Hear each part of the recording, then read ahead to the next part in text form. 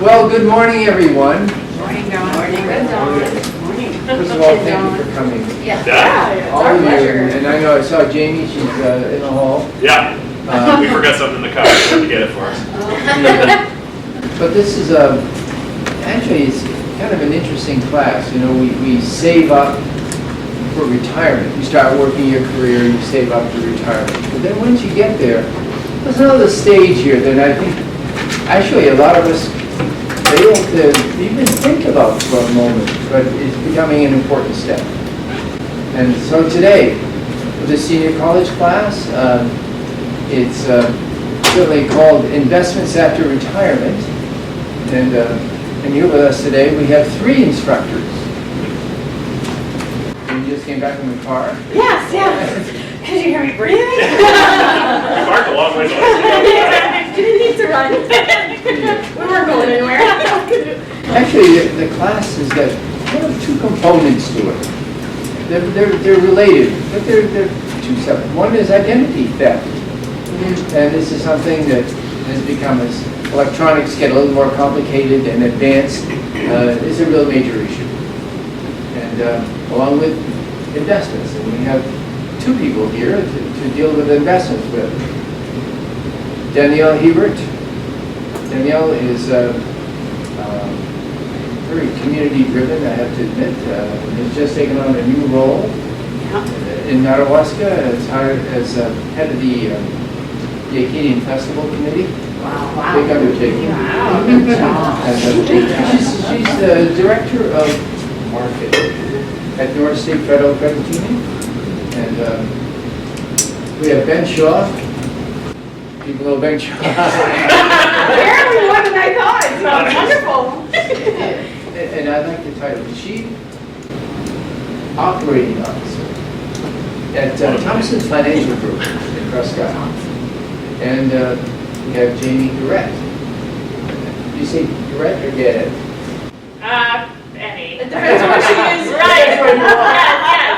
I'm Jamie Jurett in Presque Isle, but I previously worked at the Fort Kent Outdoor Center here. It was Jamie Garrett here. So it's very geographical. Whatever. So anyway, so without further ado, Yeah, I want to thank Mr. Raymond here for allowing us to come in. And when we started planning this class, you know, I know a little bit about my own investments, but not enough to teach the class. Obviously, my passion is financial education and sharing tips on how to keep your money safe. You worked your whole lives for your money, and so we want you to, you know, keep it as long as you can, and not.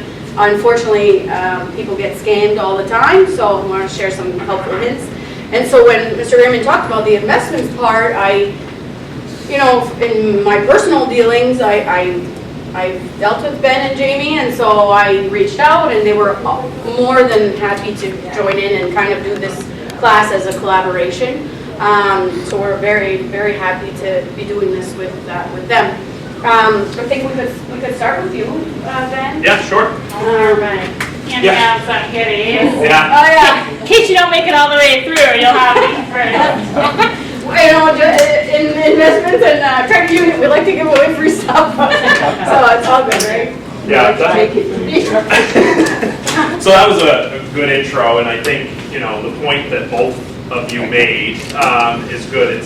It's important, not only right now, the safety side of this. So what Danielle's going to talk about today is really important. I've had a lot of individual situations with my clients that all those things you hear about that you think are, you know, maybe that'll happen. It's a case study. Yeah, they tell you these people do this and steal this identity, like real world situations that people are dealing with. So I'll share a little bit of those along the way. But for me, my part is, okay, she's going to help keep your money safe. I'm going to help your money work for you. Because you kind of took my punchline away right at the beginning, which is good. But, you know, retirement is a transition point, right? We work our whole lives. You know, right now I'm working, and I've got that retirement date in mind, and it feels like a finish line, but it's not a finish line. You know, we're living longer as humans, so a lot of times we've got maybe as much time in retirement as we had working, or very close. So That's a long period of time. And to think that, okay, I just got to get to this point and then, okay, I'm good. And now I'm just going to coast because I want to sit and relax and retire. Well, that's not necessarily how it works, right? And a couple different things can happen. Are you where you thought you wanted to be when you get there? Is the finish line, are you in first place, or are you more towards the middle of the pack? And then if that's the case, what can you do different at that point? So what I'm going to tell you right at the beginning is it's okay. Where you are is where you are. Okay? We're not going to give a grade, pass, fail, or anything like that. What we're going to say, and what I say to my clients every day is, let's work with the ingredients we have. What do we have? What do you want to do? And where do we want to be? And it's not the same for every single person. Okay? Everybody, I say the $1 million question I get asked all the time is, do I have enough to retire? Or now that I'm in retirement, do I have enough to do what I want to do? What's the number? What do I need for a number? And I have to answer that with the famous response, well, it depends. You know? Do I think you have enough? What do you want to do? I mean, do you want to be a world traveler now that you're in retirement? You worked your whole life, you weren't able to travel the way you wanted to, you got family all over. Do you want to get out there and start doing things? That's a different answer than someone who says, and I had this recently, one of my clients said, I want to sit in my house and rock my grandbabies. That's what I want to do. I said, well, that's a different expense. It takes a different amount of money to live in that example. So I always answer that with it depends. So your point earlier about questions already? No, seriously, any time. Just so you know, Ben, grandbabies are expensive. I can attest that babies are expensive. So let me a little background about myself. So I think that is important. So as some have already made connections here, but I'll start with the business side. So I'm from Aroostook County, grew up in Mars Hill, graduated from Mars Hill High School, went to Umpby, graduated from there. Spent most of, so far, my working career working for the federal government in Limestone. So I worked for the Defense Finance and Accounting Service. So I've been in finance. I have an accounting degree, so I've been in the money side of things since I got out of high school, pretty much. So I did that for 12 years, decided I didn't want to go where they wanted me to go, and I'll get to that in a minute on the personal side. So I said I need to make a change. So I actually spent 5 years, and I worked very closely with this institution. I was the CFO at the University of Maine Presque Isle for 5 years. So I did a lot of the financials for that institution for 5 years. And then I got my big breakthrough, is what I'll say. The owner of Thompson Financial Group is one of my very close friends, Brian Thompson. He and I worked together at DFAS for 10 years at least. He got out a little before me. But one day we met and he says, are you ready? And I said, am I ready? Am I ready for what? What's about to come? I was actually picking up a Power Wheels for my kid from him. It's a hand-me-down Power Wheels. So he says, are you ready? I said, I don't know what you're talking about. He says, it's time. I want you to come work for me. He had just bought the firm. He says, I want you as my number 2. So I said, yeah, let's do it. And I'm the kind of guy that, I got both feet off the dock before I really know the details, right? I'm like, Jeff, let's go. So I came on board about 2.5 years ago, and it's been the best thing I ever did. Because, for me, I actually felt like I could make a difference. Okay, so in the jobs I had before, you're big federal agencies, which I know some people can relate to. You feel like you're moving at a snail's pace if you're even moving when you're doing things. And then at the university, some of you know it's tough. Higher education is a tough business model right now. It's hard to be in that. So that was a grind every single day, and I didn't know if I was making headway. So come here, I get to sit with individuals just like you every single day, and each one of those interactions generates an outcome that helps in one way or another. Like I said, everybody's situation is different, but at the end of the day, I feel like we're on a path for every single one of my individual clients. So that, not to mention working alongside one of my best friends, is obviously key. And I get to stay here. So this is kind of my segue to the personal side. So some of you probably know this better than I do. That might fill in gaps that I might miss, right, Helen? I wish your mother-in-law was here. I do too. She definitely. Man, I'd be nervous. So 17 years ago, thank God my wife's not here because I'm hesitant on the time frame. 17 years ago, I met my wife. My wife is from Madawaska. So we got married probably 2-3 years after we met, and we both love where we're from.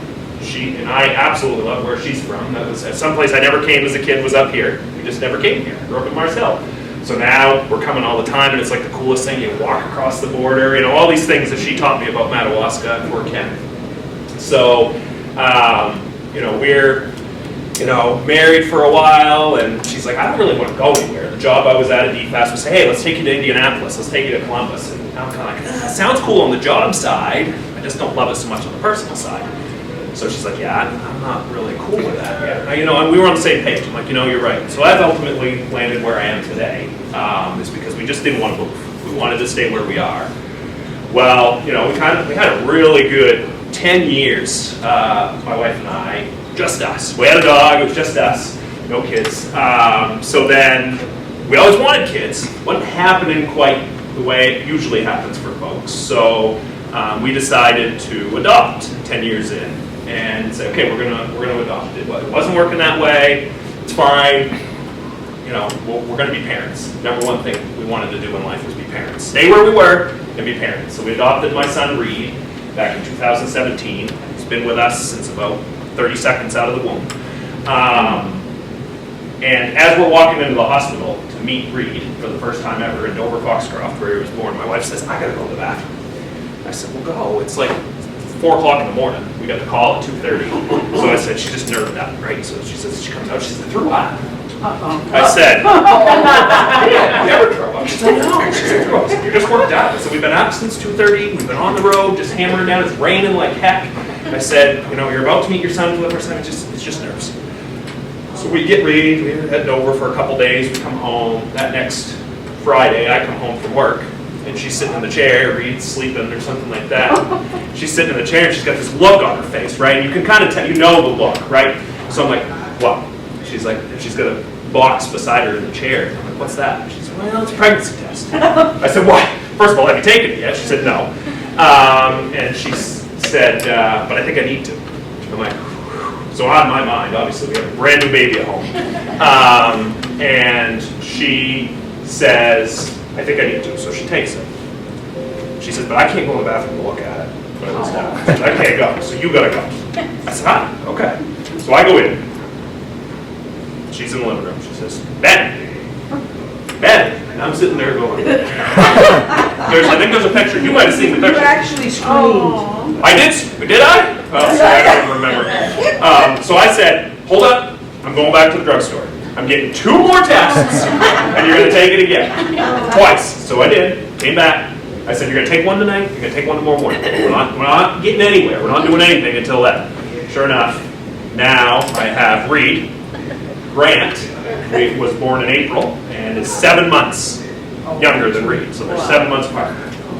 And now, that was a grind, right? So but then we get in a really good routine. They're probably 2 years old. We're like, God, this is really working. We kind of got this figured out. It's 2 kids. She says, so Ben. I'm like, yeah. After she sold everything, she says, I think I want another kid. So, lo and behold, we have another kid. So we have 3 boys. Reed, Grant, and Miles is our youngest. Miles is almost 2.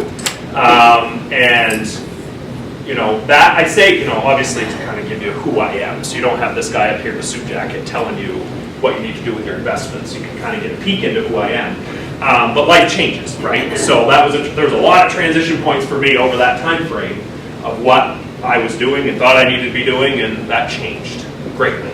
College funds, all that sort of thing starts coming into my mind, right? So, but now you got a little bit of perspective of who I am and kind of why I feel so important about this, because it's a transition point. I do this, and this is what I say to folks too.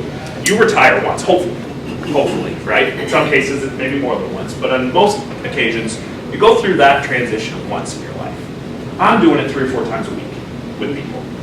So I'm going to say this again at the end, but the first thing is, and it doesn't have to be us. I know we've got my business cards and our names, our logos up here, but it doesn't have to be us, okay? Just don't go it alone. Even in retirement, don't go it alone. So I'm going to talk a little bit today about some specifics and details of things you can look at. But again, getting someone that you can kind of work through the different situations as life changes come up, right? As we think about the life changes that might happen. Yours probably aren't going to be the same life changes I was dealing with, but there's going to be things that come that you didn't expect. So how do you kind of handle those? And what are out there for options that you can use to your benefit, okay? So how many people are fully retired here? Okay, the people that, yeah. So those that aren't fully, are you working part-time? You just kind of doing it? Okay. So how many people are have turned on Social Security or are able to have Social Security? Just about everybody? Okay. So that's one piece of the picture, right, is Social Security. And, you know, if we were 40 years ago, maybe a little bit longer, we would have thought, that's my retirement. That's what I'm going to count on, right? So nowadays, that's not the case. And I'll tell you, people from my generation, we're very nervous if it's even going to be something we're going to count on. It's what I tell my clients at my demographic or my age group is, let's not use that as your foundation. Let's use it as a potential piece of your retirement income. But we need to be working on things that if that doesn't happen, you're still in a good position. So I don't think that's going to happen soon, but we all see the news stories about Social Security and how is it going to go on and things like that. So, you know, it's important to understand that. So that's one piece. But then, you know, partly when our country learned that Social Security maybe not be the perfect tool for everyone in retirement, we started to have these things called 401ks and retirement plans and IRAs, all these things that started to come out as, okay, we really need the American citizen to kind of have some skin in the game and do their own thing. So we have these other retirement accounts that we can use. Pensions, how many people have an actual pension that's not Social Security? Okay. So the pensions, what I'm trying to draw the distinction of, in Social Security, you know, for this purpose of this discussion, we're going to consider that what I call an infinite pool of money. I know we can all laugh when I say that, right? But you shouldn't outlive it, right? You're gonna get that as long as you're living, and maybe even your spouse will be able to pick it up if, you know, something happened to you, or vice versa, you know. So a pension is that type of fund that you're going to get for life. Doesn't matter how much money is in that fund back there or that account, you don't need to worry about that. The minute you turn that on, you're going to get that monthly income for the rest of your life, however long that may be. The next thing we have are retirement accounts. So 401ks, IRAs, things like that. Those are not infinite pools of money, right? So those are accounts that we need to figure out how we want to use those, depending on what you want to do in retirement, to your advantage. But if we pull too deep into that, we could outlive that. And are we ready for that? That may be the plan. You know, the number that everybody tosses out is between 4 and 4.5%. They say you should be able to pull from an invested type retirement account and not outlive the money. But that's an if, okay? Because it depends on what I'm going to get to here in a minute, how you're invested, what the market conditions are, and let's just all take a moment of silence for what the market's been the last year or so. And I'll talk a little bit about that. And then, you know, kind of how you're using it. You know, how quickly are you pulling? So again, that's an if. It's not a guarantee like a pension or a Social Security.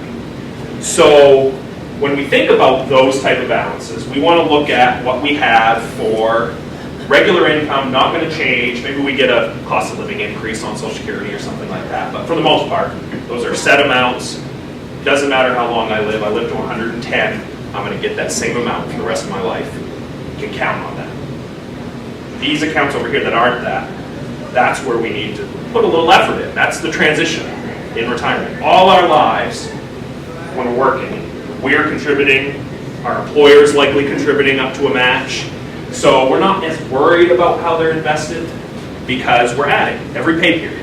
Every 2 weeks, every week, every month, however often we're paid, we're adding to those accounts. So why does that make a difference if I'm in retirement? Well, you're adding money every single time. So when the market's down, okay, and if I'm working, like I'm working right now, I can have at least a silver lining knowing that the market's down right now, because every dollar I contribute to those accounts right now, I'm buying at a discount. It's like I'm going to Martin's and I'm buying stocks at a discount. And when the market turns around, and history tells us it will turn around, it's a matter of when, not if, I've got a whole lot more shares than I could have bought when the market was high. So I'm likely going to do better when the market comes around. So I can think like that. I'm kind of, obviously I need to adjust my the way I'm invested as I get closer and closer to retirement. But for the most part, I don't have to really have my finger on the button all the time, or have my financial advisor on speed dial all the time. I can kind of say, this is the plan, we set it. It's not a set it and forget it, but it's close, okay? When you're in retirement, you can't look at it that way. You're not adding anymore. And the terminology everybody uses, and I don't love buzzwords, but we go from accumulation phase to distribution phase. That's the change in retirement. We've gone from accumulating a balance to distributing that balance to ourselves to live. So we need to think about how we're invested in retirement. The goal shouldn't be to say, hey, I'm going to pull it all out and put it in an IRA CD at a bank. Not to say that that isn't a part of the picture. Sorry. We're all friends here today. I think that could be a part of it. But we need your money to continue to do the work for you.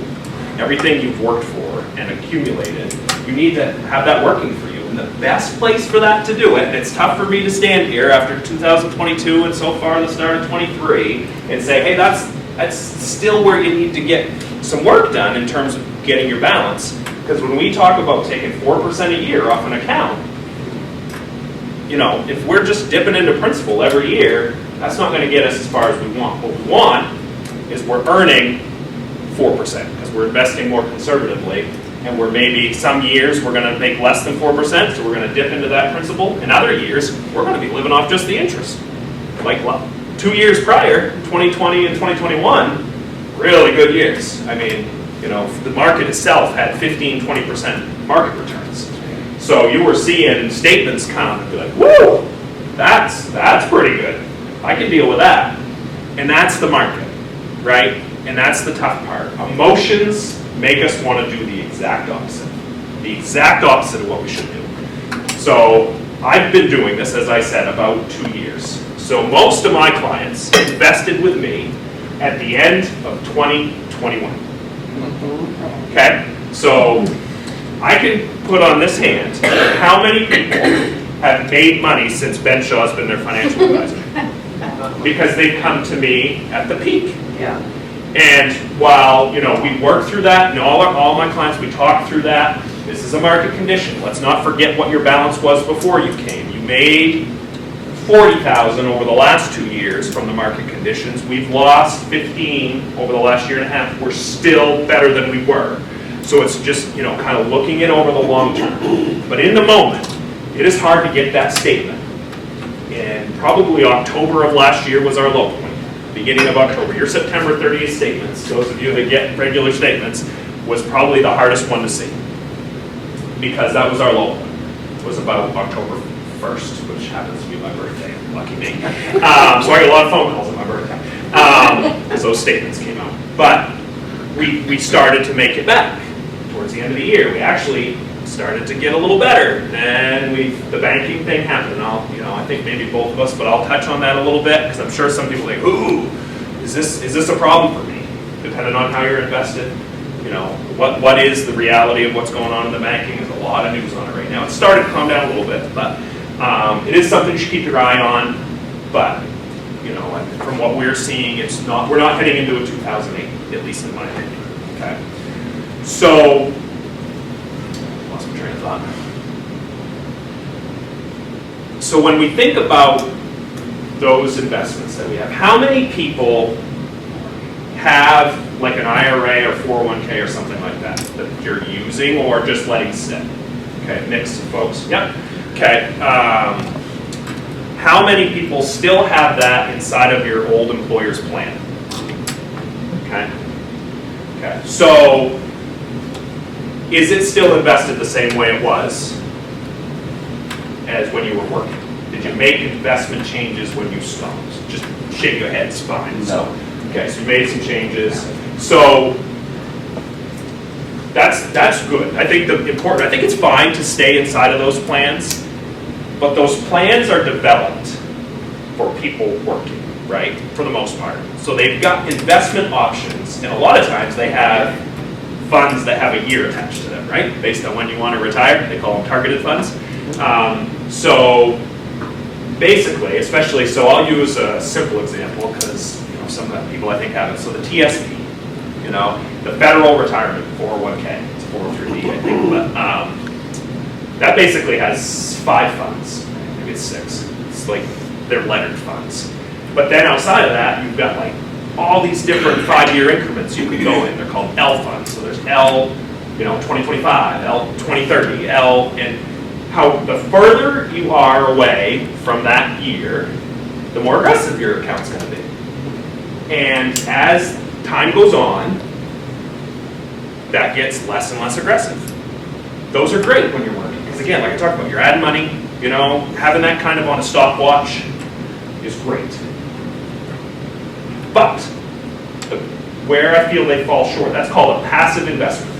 You go into that life cycle fund and you say, okay, this is my age and this is when I think I want to retire. Sometimes you may be in funds of years that have already gone by, right? So they're really conservative at that point, which is good. But they're making changes to those investments based on a clock on the wall, a stopwatch basically. They say, okay, Helen went into this fund. Now, she says she wants to retire in 2045, where we know that at this point along that path, we're going to change that investment to more conservative. What it's not doing, and this is the passive part of it, it is not taking into account the market at that time. So, yep. So it automatically does it without you even knowing about it? Correct. All right. Correct. The way you would see it, some funds, depending on the plan, will tell you this is when we're making changes. Others, you just see your pie chart on your statement, and you'll see how much you are in stocks versus bonds, and you will see more bonds. As you get closer, likely it'll move to more bonds. So, like I said, that's not taking in the reality of the moment, of where we are in the market. So last year was the first time in history that stocks and bonds were down 10%. Now, they've both individually been down that and a whole lot more in the past, but they've never done it together. So that's what was unique about 2022. So where we go retreat to safety, either because we're getting closer to retirement or because we're concerned about the market, we go to bonds typically. Well, they weren't the safe haven they typically were for 2022. They're starting to behave more like they're supposed to. But those sort of funds that automatically make those changes for you are just doing it based on a time period. So, like I said, I think they're fine. I had them. I had TSP. I was in the Life Cycle Fund 2045 because I was adding, and over a long-term period, it's likely going to work out in your favor. You'll be at a better spot than you were had you not managed it or just left it in one fund. But if we've transitioned, we've crossed what we thought was the finish line, and now we're like, holy cow, there's a whole new race here. We got to have a little bit more eye on the ball, okay? Because we're using that. It's very important to us now that amount of money, if we have it, is working for us. So we're thinking about, where do we want to be invested? So there's there's other things you can do. So I'm going to talk about a bunch of them, and I'm not going to get salesy, okay, at all. I'm just going to tell you what we would look at across. So you can do a couple things. You can move into an investment strategy that's actively managed. So what does that mean? That means that it's doing the same thing. It's making changes and likely making them without your say-so within a certain parameter, but it's doing it based on what's happening in the market. So some of the funds that I deal with that are work that way, they're actively managed. I get an email once, twice a week. What we're seeing in the market tells us we want to go risk off. So that just basically means they're going to move out of stocks and they're going to go into bonds. The next week, something turns around and it looks like the stock market's taken off. They're going to move back to a risk-on position. And that's all happening within your portfolio. So it's taking the reality of the moment into account. What we've seen with those type of funds is that when you compare them to like a passively aggressive fund or even a buy and hold, so those are the three main types of investment strategies you can have. You can have passive, which is those life cycle funds. You can have buy and hold. That's like buying Microsoft stock and holding that thing out and just using that, getting the dividends and just riding that thing out. And then there's this actively managed approach where you're getting into investments, but those investments are kind of up and down, moving back and forth within, what I always say is within guardrails. We say this is our risk tolerance, our time horizon. We don't ever want to be outside of this box. But inside this box, strategists, do what you need to do to have this portfolio insulate when it needs to and take the insulation off when it doesn't. That's what I always use. It's like cold weather.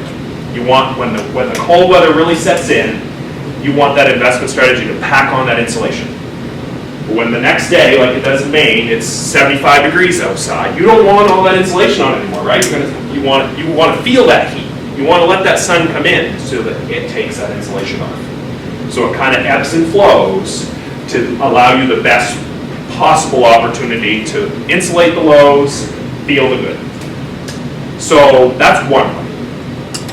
So again, another way is, so if you don't have a pension, okay, or you know you have Social Security, you're nervous about it, you feel like, okay, it's enough, but you know, I have this other balance over here. I really don't like watching the market go up and down, or could I create some sort of foundational? I never was offered a pension. Could I find something that's going to give me some peace of mind? When I put my head on the pillow, I know that me and my loved one are covered with this income level, regardless of what happens in the market, right? So yes, but there's good and bad that come with it. So, and we see them on the news all the time. They're called annuities, right?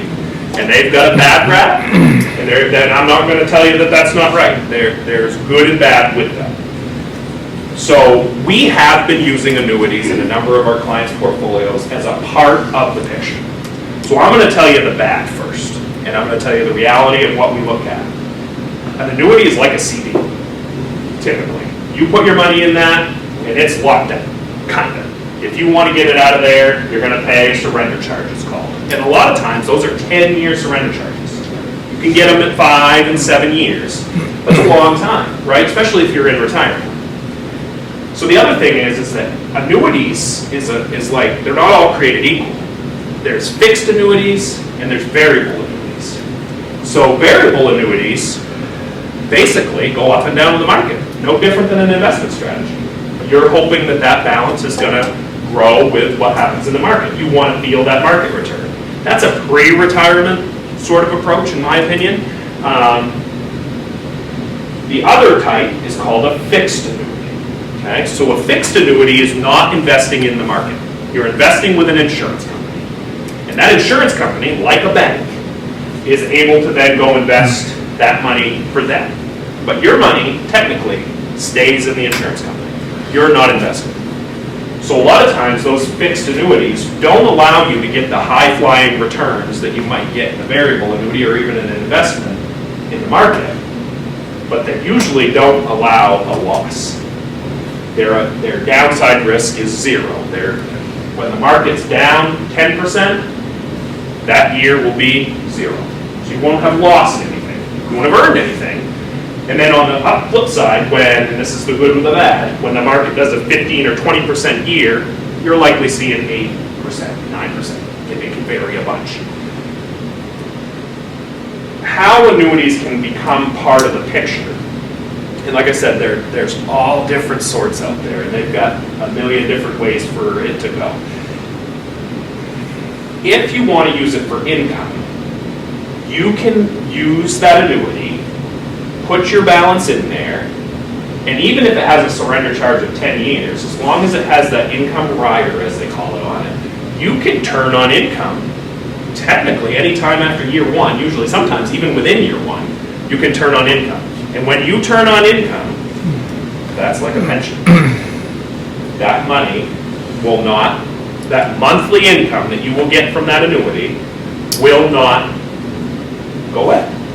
So let's just an example, you put $100,000 from an IRA or a 401k balance that you had, it might not even be the whole balance, maybe it's $50,000, $250,000. Put that into an annuity. You've got 60-50 back still invested in the IRA. But you've got this piece over here in the annuity, and you say, in a year, I want to turn on income from that.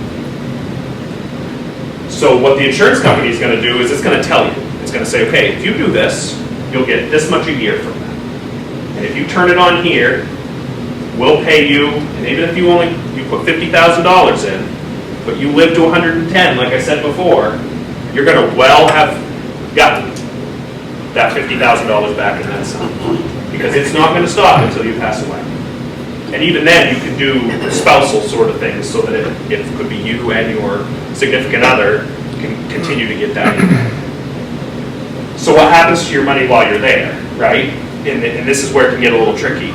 The insurance company will say, if you're going to use it for income and you put $50,000 in, right now, because of the interest rate environment, they're given between 6 and 7% a year. Guaranteed. Regardless of what's happening in the market, they're going to give that. And then that's going to be what they use to say this is what you can take a year off of this. So what we've done, if you haven't already had something like that in your portfolio, what we've been doing with clients, I never recommend putting more than 50% of someone's assets into something like that. We don't know what's coming tomorrow. I opened with the fact that life changes, right? So life can change. Tomorrow can happen. I don't want to have to tell you, well, we can't get to that because we put it all in an annuity and we're going to pay a 10% surrender charge to get more than 10% of it. So I don't want to do that. So we're using it as a piece. It's all about, what we're putting into that overall picture. What are the ingredients that we're making? It shouldn't be all one thing. So it shouldn't be all annuities. Some of the advertisements say, this is where you want to be. You want to put it all here. And if the perfect scenario that they're putting on the TV or where you might be reading that happens, then yeah, that will come out the way they want it to, but that's not the way life happens, right? We need to be prepared for all those unexpected things that could come. So it's a piece. It's something to think about, but it is not the magic elixir, okay? So the other thing I want to talk about is taxes, okay? So likely, how many people, there's no right or wrong answer to this. Does anybody have a Roth? Does anybody have an after-tax do? Okay. Did you do it through an employer plan, or do you have just like a Roth IRA? I did the traditional transfer. Okay. So you came out of an employer plan and went into a traditional IRA or a Roth? Roth. You did. So you're able to take that income without any withholdings, right? Right. Okay. So that's the other part that is we have to take into account. What's the tax situation? 95% of people have all that money that they put away in pre-tax buckets. Yes. So it was great. All that, your W-2 was down because all that money went in pre-tax. Perfect. It helped on the taxes while you're working. Now you're done and you're in retirement. And tax rates, while you're likely less overall income, what have the tax rates done, right? They've gone up. So we're managing a tax situation because however much of your overall income picture that pre-tax money is likely 100% taxable to you. So we're probably, when we work with our clients and we set up, okay, you're retired, you had $100,000 here in this IRA account, and you want to start taking your 4%, well, that 4% doesn't look like 4% going into your bank account. Because we got to do, typically, depending on other income sources, somewhere between 20 to 15% federal withholding and a standard 5% state. Maybe more, depending on the picture. So, thinking about, and that's, we've kind of got that set, right? Like I said, there's no wrong answer in here. So what we're dealing with is, how are we using that money? And when do we need income versus not? The other thing that changes in retirement is you get to pick your W-2 money to a certain extent. Because you can decide when you take money from those accounts. So you may have a year that something happened, that your income is going to go up. You may want to, hey, I need to slow down on my monthly from the IRA. I don't need it. I'm okay. And I want to keep my income down for this year because next year I don't think I'm going to have this payout or whatever might have happened, right? So, you're managing that tax situation. We're not accountants. I will never, even though I went to school for it, I have not done it since I left graduation at Dundee, for the most part. But we help draw the main issues that might be coming out with the way someone's using their retirement income and say, if you use an accountant, let us know. We'd be happy to talk to them. And we can kind of work that together to say, okay, what's happening here? Should we be doing something different? The other part that comes into that is Social Security, right? Depending on how much you make, Social Security is included in your income. And there's levels. So that's the point I was making before. If you can pick and choose how much income you're taking from your other amounts, you may want to understand what those limits are. And I don't have them off the top of my head, but I think for a married couple, it's in the neighborhood of $30,000 or $40,000 a year before you hit the 85% taxable amount. Anybody know off the top of their head? 36. Is it 36? I thought it was in that neighborhood. And I think it's going up, but it's still not especially as a married couple. If you have two incomes coming from Social Security and some other source, pension, mind you, like if anybody had a main PERS pension, likely you're not getting Social Security or you've got a reduced amount. But you're still going to, end up in some situation where taxable income is probably going to be above that limit, right? So, that's something we need to keep an eye on too. How much of your money is actually going into your pocket? And is there a way to use those accounts more efficiently, as we call it, to your advantage? So that you're, getting the most power from your dollar that you put away. You worked your whole life and put all that money away. Is it working for you? Okay, I need to I didn't get water, but any questions? I'm going to share mine. No, please don't share. We're new friends, but we're not going to share water. Any questions, any thoughts? Question. How about Helen? Go ahead, Helen, and then we'll come over here. Bonds and stocks, you said in 2022 they went down together? Yep. Why? If that's not the norm? Yeah, so that's a great question. There's probably a lot of case studies going on to figure out why that happened. So everything that happened last year was what I call the hangover from the pandemic, okay? So we were in the pandemic, people were home, we're saving up all this money, there's all this stimulus money coming. We're developing, as Americans, at the end of 2021, we, as a collective, we had the most money in savings than any other time in history. People put money into savings. They weren't going anywhere. They weren't traveling. They weren't, we were slowly getting back to a state where we can sit in this room like this, right? So people built up savings account balances. So at the same time, we've got these supply shortages, right? But people now are starting to wake up. Hey, I can get out, I can buy my car, I can go to the store, I can do these things. So we had this funny little thing called inflation that started to rear its ugly head because people wanted stuff. The demand, I'm not going to get into micro or macroeconomics, but supply and demand, demand was up. People were coming back out of their houses for the first time in a couple years, pretty much, and they had money.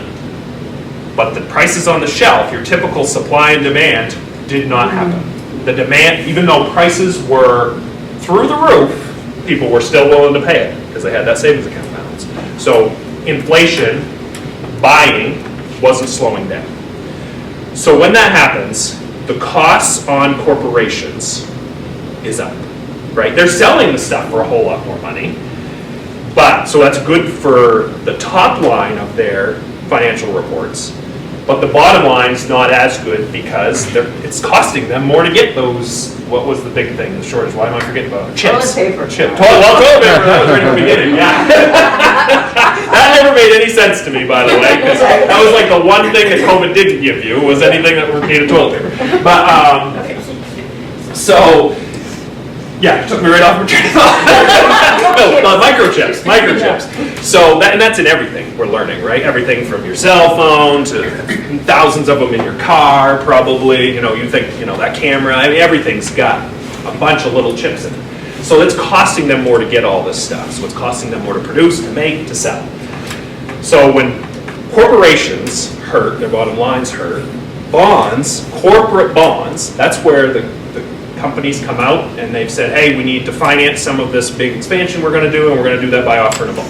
We're going to put a bond up, and we're going to put this stated interest rate on it. Plus, we're going to pay these dividends.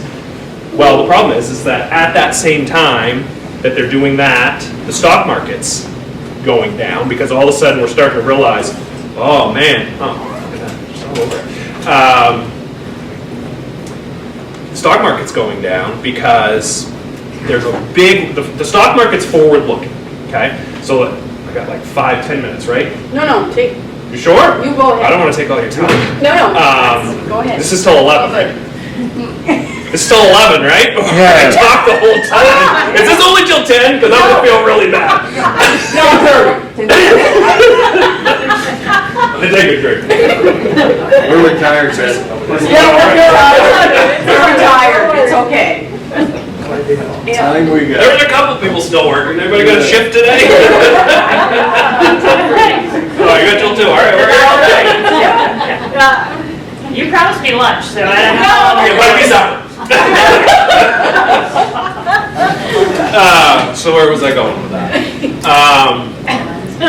Bonds, stocks, right. So at the same time, the stock market's forward looking. So it's realizing, when we have really bad inflation, they raise interest rates. That's what they do. That's how the federal government addresses inflation. And I'll take a minute and talk about that in a minute, so you can kind of think about what the stock market looks going forward, at least from our perspective. We don't have a crystal ball more than anybody else, but we at least get some analysis now and then about what might be happening. So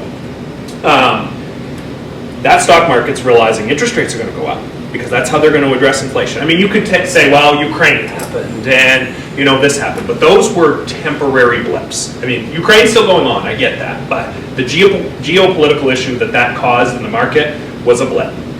And then it kind of came back and realized this is going to be a long slog. This isn't going to immediately affect the American economy. It's going to have impacts, but not greatly. So it kind of started chugging along. But this inflation thing is not going away. Okay, so when inflation happens, the stocks go down because there's a big concern that people aren't going to be able to buy. They're not going to be able to borrow. As interest rates go up, it takes away people buying power.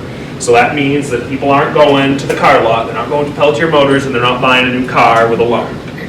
So that means people are retracting. That's not good for the economy. That's not good for stocks. And that's not good for the economy. But that's what they want to do. They want to cool down the economy. Our economy was red hot, running red hot.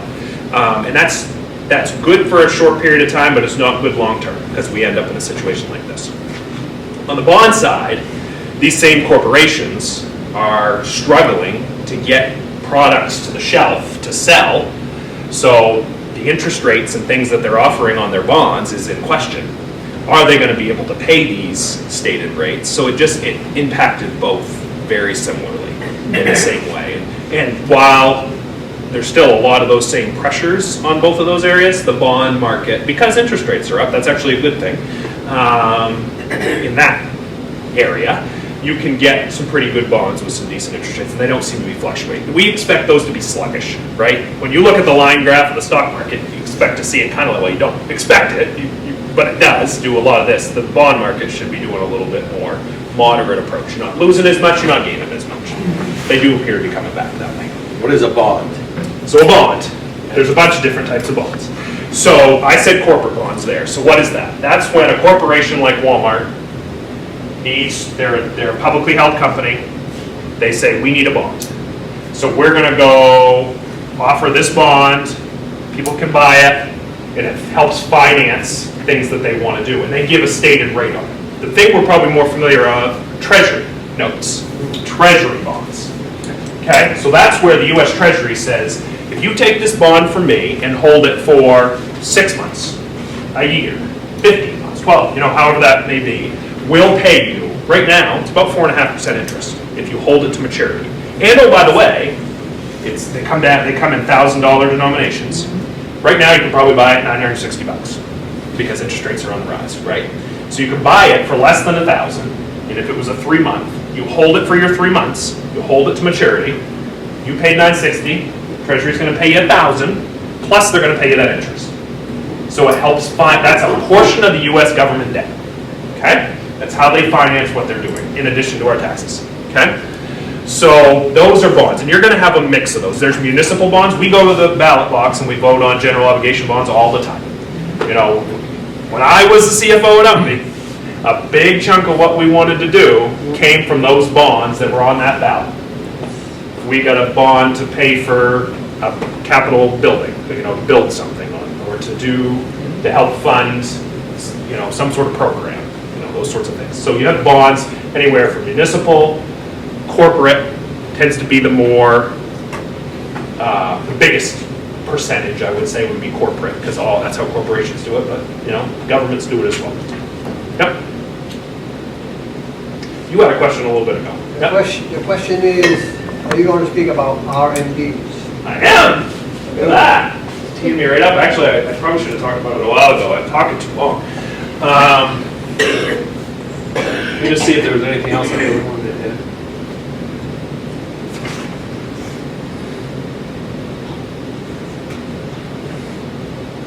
Okay. Yes, let's talk about RMDs. So, how many people are over the age of 72? Okay. How many people are, let me see if I can get the math right in my head. Or, well, yeah, let's say, how many people are going to be 73 within the next 2 years? Okay. How many people are still in their 60s? Okay. So, recent law, so RMDs. Everybody know what an RMD is? No. No? Okay. I'm going to, see, you're so young, you don't even know what it is. When I first walked in here, someone says, oh, he's the old guy. I haven't been called old in a long time. So RMDs, required minimum distributions. So for all that money that you put into pre-tax buckets in retirement plans, regardless of the type, you sheltered yourself from paying tax. So the tax man says, hey, that's great. However, I want my chance to get my hands on some of that. So the IRS, by law, says you have to take off, starting with a certain age, amounts off of those pre-tax buckets. A year and a half ago, maybe 2 years ago, that age was 70 and a half. Last year, it went up, or even maybe a year before last, it went up to 72. It just recently changed, it's now 73. And it's going to 75. Really? Yeah, in the next 3 or 4 years, depending on your birth date, or your birth year, you can look it up and you can find out when RMDs would kick in for you. Is that good? Yes. Well, do you like money? Well, I don't understand completely RMD, so is it good that the age is going up? Yes, it's good. It gives you more power and more control over how much money you take off your accounts. If you said, hey, I'm 70 and I don't want anything from this IRA this year, that's a choice you have. If you were, right now, 73, you don't have that choice. The IRS says, here's the calculation. This is what, and it's a fairly simple calculation, but the IRS still makes it complex. It looks at your balance as of the end of last year, December 31st balance, how old you are, life expectancy table that they use, and it says you need to take, and it's a very specific amount. It's down to the penny. You need to take this much off of this account this year, and it needs to be included on your taxable income. 24.8. Is that, yeah. So, if you don't do that, the penalty of not doing that is your tax rate. The ordinary income tax rate, depending on what you're making for income, right? Usually we're in the 15 to 20%. It becomes 50%. Oops. Wow. So if you don't take your, so we're going to use even numbers. Let's just say your RMD for the year you turn 73 is $10,000. So let's just say you missed it. You didn't get that RMD taken. So normally when you take that, you'd be probably taking 25% off of that for taxes. 20% of that federal, 5% for state.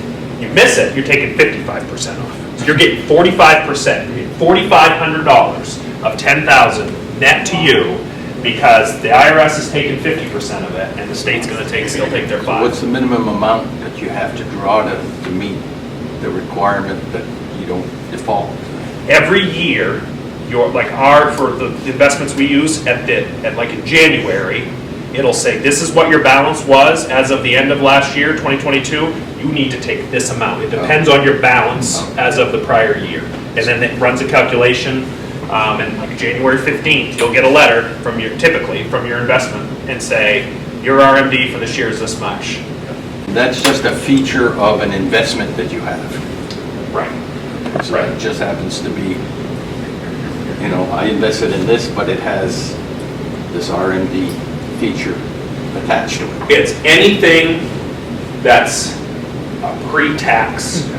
Traditional IRA is what I think in my mind. So IRAs, you basically have two types. So we've got the traditional IRA, all that money you put in there and everything, all the earnings you in there, never been taxed on, never been touched for taxes. Roth, you put in after-tax money, the earnings are not taxed and are never taxed. That's the benefit of a Roth. You never have to. Why do people shy away from it? Roth? Yeah. So great question. For a Roth to make itself valuable, you've got to have time on your side. Okay? So you're putting in after-tax dollars. So there's no tax benefit immediately out of the gate. So you're putting your $10,000 after tax into that account. You need that money to earn. So that when you take that withdrawal, you're not doing any withholdings. So, and there's an age limit, there's an income limit, where the IRS really tamps these things down once they realize the Pandora's box they opened when they offered them to begin with back in the 70s. So I'll tell you, my answer changes based on the person that's sitting in front of me, right? 18-year-old comes in. I said, you're doing a Roth IRA whether you like it or not. Because taxes when and think about it. I mean, this is the rule of thumb we use, the rule of 72, is that as long as we see about 7% a year average over a 10-year period, the money you put in at the beginning of year one should be double that amount. So if I started a Roth IRA year one, and I put $10,000 in, regardless, not putting any more money in, the market typically will make that be $20,000 at the end of 10 years. That $10,000 growth is never taxed inside of a Roth IRA. When I take my withdrawal and I ask for $1,000 a month, I get $1,000 a month. Tax-free. Tax-free. And it's never going to be taxed. Yep. How old do you have to be to have a Roth, whatever? The IRS changes the stuff so much on us that we get pamphlets every. I was wondering if like you could set up a Roth for your grandchildren. Yes, called custodial Roths. So there's one rule that we have to be careful of. A Roth typically has to be funded with earned income. So that means that person typically has to have W-2 income in that year. So The grandchild? No. well, because it's a custodial, when we start a custodial, we have some ability for that income to come from something else. But when they turn after the age of majority, 18, that rule doesn't apply anymore. They have to have their own income. Doesn't matter. Like you could write a check, and it's $6,500 a year for someone under 50 right now. You can put in an IRA. You could write a check and put $6,500 into Dawson's IRA, right? After, let's say he's over the age of 18. He just has to show that he at least made that somewhere on his. So when he goes to do taxes, and it asks him, "Did you make an IRA contribution this year?" He says yes, even though it's from you. $6,500. He better have more than that in adjusted gross income, where the IRS is going to say, "Time out. You can't put in, and you have to pull it out." They'll tell you have to pull it out. And they can go in the account at 18? The owner? Yes. Well, they can. So here's some other rules. This is getting into one of the points I wanted to make about, and this is perfect. One of my things was, what would you go back and tell your 20 or 40-year-old self, right? So, you know, what questions would you have for me that you could go and tell your kids or your grandkids, okay? So this is right on that line. What I would say is, if they're in there, to your question a minute ago, Paul, if they're 50 or below, they better be getting into a Roth somehow. Better be doing a Roth. Doesn't need to be all of their money, and it's gonna limit them. There's limits on how much you can do, but start a Roth. We have no idea where taxes are going. But I'll tell you what they're not doing. They're not going down. And while the argument I typically get is, hey, yeah, but when I retire, my income's gonna go down. I said, well, likely the tax bracket you're in now is lower than what your lower tax bracket will be when you retire. They're gonna go up. There's no other way. The main source of income the federal government has is taxes. And we have a deficit of how much? I mean, you can go online and watch that number just tick away. There's no other way. So, you know, we can all, you know, say which way we feel about that, but it's just the reality of the situation. So Roth, anybody 50 younger, especially if you're young, a Roth is definitely something you want to have as part of the picture. And it's a part, it's not the whole thing. So how can they use that? So there's where the advice comes in. What do you tell your 20 or 40-year-old self? The one thing I will say is stop borrowing from your 401ks if you can. I understand situations come up, but while it looks like it's a good rate on that loan, every dollar you're pulling out of that isn't earning. That you're taking that out of the game. And you need that in the game to get to where you want to be when you retire. And don't do early withdrawals. So, like IRAs you can't loan against, okay? Only like 401k plans, things like that allow you to take a loan from your belt. I've done it. So here I am talking on both sides of my mouth. I've done it, but they're not a good idea, and I paid the price. So, IRAs, if someone was to take their money out, the IRS tax on, in addition to tax, a 10% penalty. So it's like a 35% federal tax when you take out of an IRA before the age of 59 and a half. So really what I say, this is a plan, it's a long-term plan.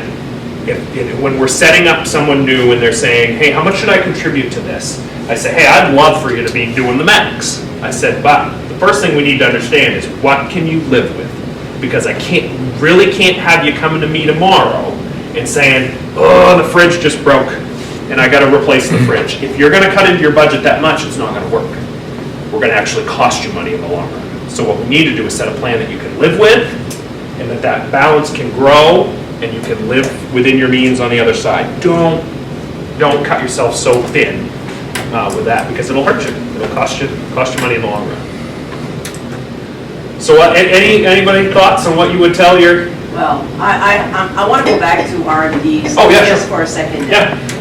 If you have an IRA that's been transitioned to an RMD and that's been transitioned to a Roth, do you need, if you're going to be at the age, do you need to get it out? Roths. Your RMD, yeah? Roths do not need RMDs. Okay. And here's the main reason why. You're not paying tax on Roth. Right. The IRS, there's no benefit to the IRS for you to have to take a balance off your Roth IRA. Because the only reason that there is a required minimum distribution is for the opportunity to the IRS to tax you on that money that they've never taxed. It's already paid on it. Right, you've already paid the tax on the Roth. So they've just said, okay, we've already got that money, our portion of that money. So, yeah. And the reason, so you think about, if you pass away, IRAs can transition to beneficiaries. So that's one thing I think it's important to talk about. So if you pass away and your spouse inherits your IRA, the RMD age and the withdrawals and all that all stays the same for them. Nothing changes. It still goes based on their age. But let's just say your main beneficiary on your IRA is a non-spouse, and it's your kid or your grandkid. Well, they don't get the benefit of wait till 73. They have to take it within, it just recently changed in the law, but it's been similar for a while. They have 10 years to liquidate that. So if they inherited $100,000, they're your grandson, let's just say, and they inherited $100,000 from your IRA that you still had a balance on when you passed away. They have 10 years to complete, regardless of what they earned across that 10 years while it's still invested, that better be at zero at the end of 10 years. And the law, the way it just changed, you used to have the ability to kind of pick and choose how you wanted that to come out as a beneficiary. You could say, well, I'm not going to take anything this year, let's just make sure over the last 5 years we do it. Law just changed, you've got to take an amount every single year. So if your beneficiaries, which is another point I want to make, look at your accounts, make sure your beneficiaries are where you want them to be, make sure they're not in conflict with any wills or anything like that, because that can cause headaches in an estate situation. But think about those beneficiaries that you have on IRA accounts or 401ks. So I say IRA a lot, right? So I'm talking basically any IRA, any 401k balance, any like retirement plan that was not a pension and not Social Security, right? So it is a balance in an account that could go down to zero if you took it all out, but if it doesn't and you pass away, it goes to somebody else.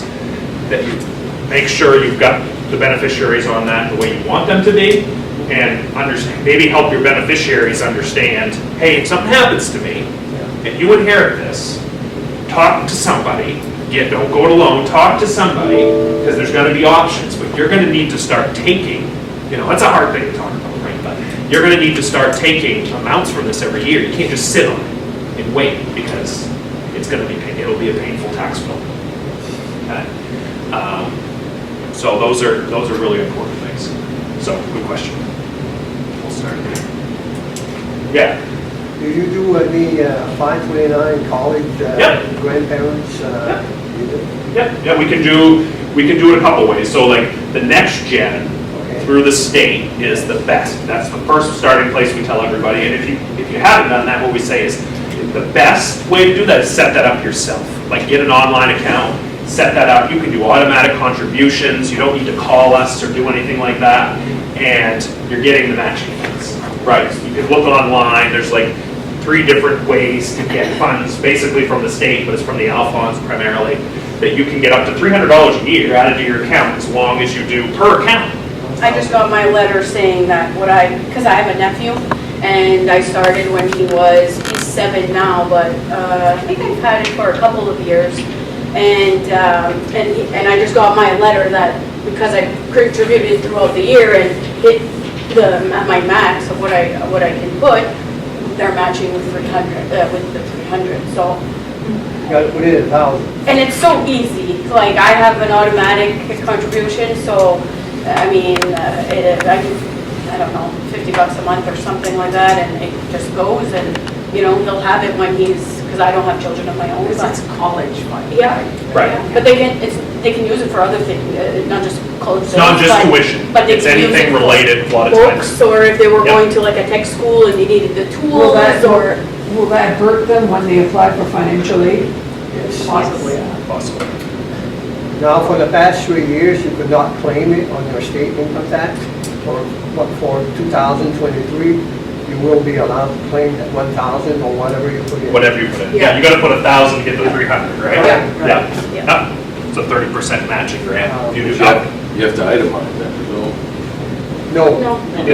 It's an after the standard For the deduction. state, only for the state, not. Yeah, it's only for the state. Yeah. Other questions? Hit my main points. I got a quick one. Yeah, sure. What's the significance of a living trust in all this?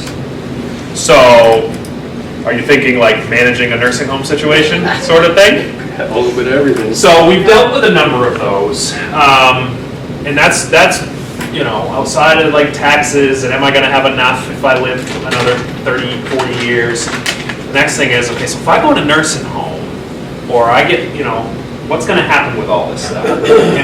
And we work with that a lot, but we end up leaning pretty heavily on the lawyers in that business that I probably once or twice a month I end up at a joint meeting at a local lawyer's office to talk with them elder law, right? So there's a number of people that focus on that. but just, how can you set things up? The biggest thing I've learned from going to those meetings is understanding when it becomes an issue, right? So some people might have in your mind that, okay, you're a married couple, one person goes into the nursing home, there's this concern that the state's gonna come in and swoop out the home and everything, and that's not gonna happen, okay? That's not the reality. I know most people probably already know that, but the reality is that they are gonna take some stuff. IRA balances are gonna be red meat for them. They're gonna jump all over that. And then in addition to that, if the other person goes in, then things really become. So right now, look back 5 years. There was talk a number of years ago about going to 7. It didn't ever get passed. It's still 5 years. So people say, should I transfer my ownership of my stuff to my kids or to a trust that I've set up? There are ways you can set up a trust that will protect. Kind of supersede some of the basic rules of a trust sometimes. I mean, to get into it, yeah. To find those assets and get to them, not if it's set up correctly. Okay. So the gentleman I worked with on a couple of mine is since retired. You may know his name, Dick Ingles in Presque Isle, but he set up a number of those, and he really followed the law of the state and he would set them up appropriately. So that there's a difference between revocable and irrevocable, and I think it has to be irrevocable so that you can't revoke that trust and get the money back, Yeah. right? But it has to be set up a certain way so that the state can't touch it. So I think it does allow you to sidestep that 5-year look back a little bit. so in your opinion, is it necessary? Depends how much money you got. Yeah, I hear you. So it goes to, I don't know that I got to this point, but it goes to one of my points about, so now you're in retirement, what's your goal, right? So leading to retirement, your goal is retirement, right? So now you're in it, you've got these assets, what's your goal? Is it to live on the money and just be happy, or are you either charitably or legacy funding minded, meaning you want to leave money to the next generation? If that's the case, then yes, you need to get something set up. If you're thinking, one, I'm not going to use all of this to live, you're taking my picture. Sasha, your wife just texted me. My wife texted you? Has it been there? So then, yeah, you want to leave money to the next generation, or you want it to go to a church or a charity of some kind, you've got to get that set up. Because ideally, one of the big concerns in retirement is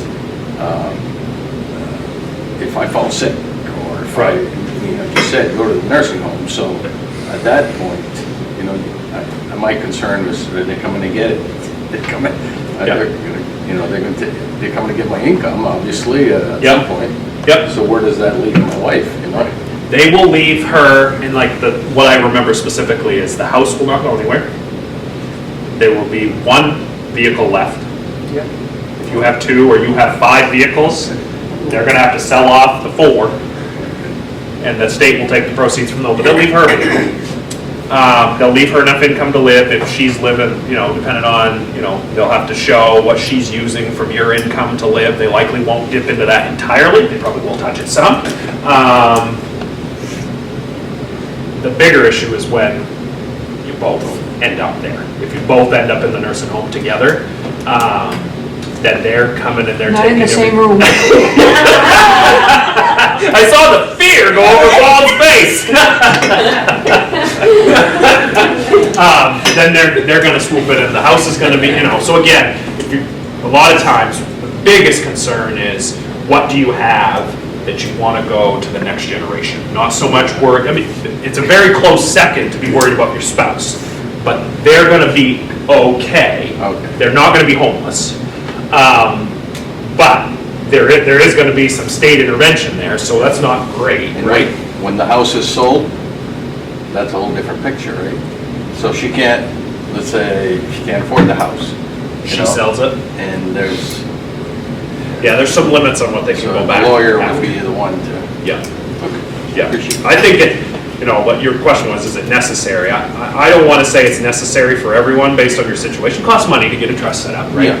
But you definitely want to be thinking about it and looking at your situation. And if you're concerned and you have thoughts and goals to provide if something happened to you, or you ended up in a nursing home and you're not using all your IRA income anymore, do you really just want that to go to pay for your spot in that nursing home, or do you want it to maybe pass on? So if that's on your mind, put some thought into it.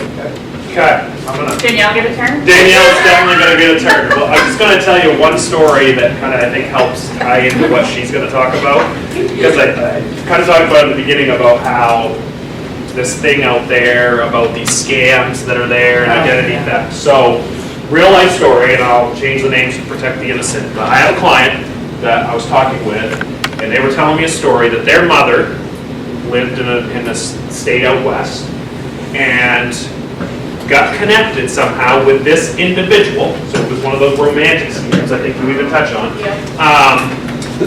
And they cleaned her out of $400,000. She was writing up 2 or 3 checks a day, and they would have a courier come to her house and grab it, and she was in love.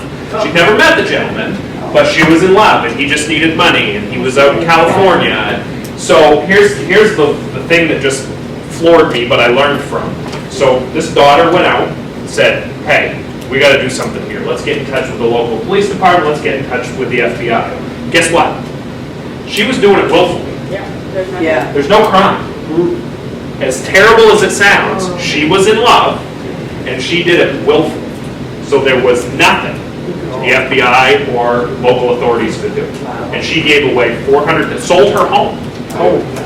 Sold her home, moved into an apartment so that she could give the money to this guy, which is likely not a guy, right? So it's probably someone in another country that's just Never met him.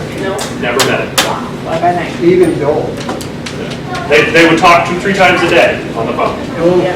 That's what So happened, anyway. that's what happened to me.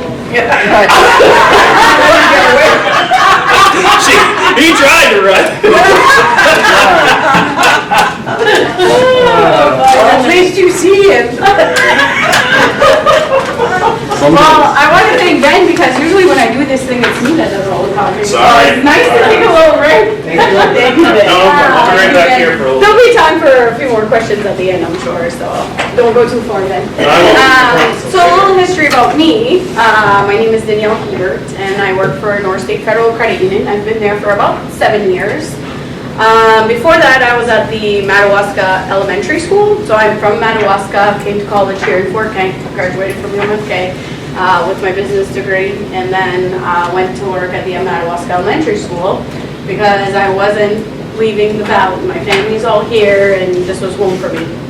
So, and my connection to Thompson Financial Group goes back all the way back then in 2005 when Mr. Thompson, Art Thompson, would come into the schools, and I invested in my first annuity with them.